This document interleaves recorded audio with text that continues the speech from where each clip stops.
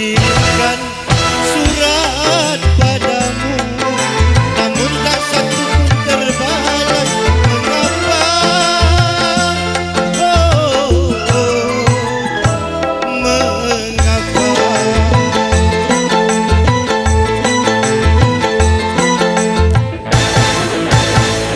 Terpaksa aku memetik bintang karena bulan telah tertutup awan.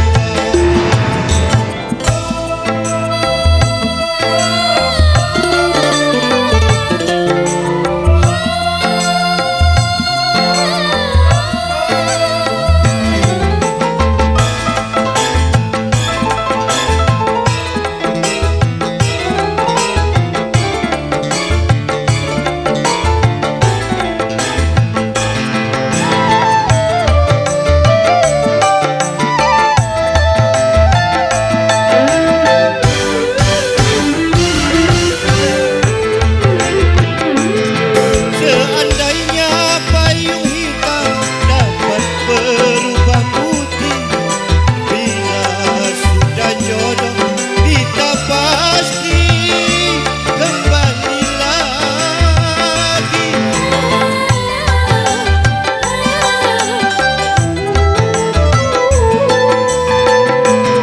Cincin emas yang di tangan jangan engkau lepaskan, bukti cinta yang dihasut orang.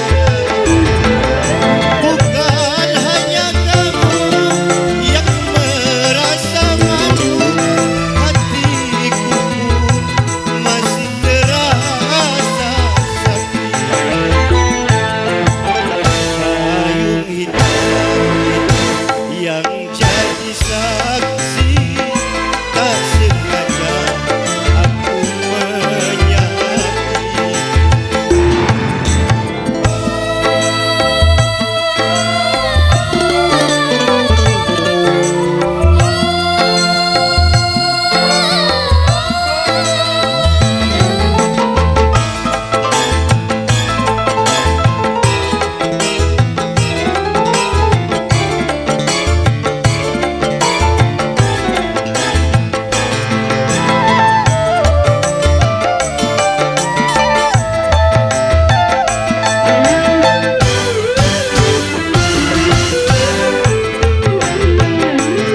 Seandainya payung hitam dapat berubah putih, bila sudah jodoh kita pasti kembali lagi.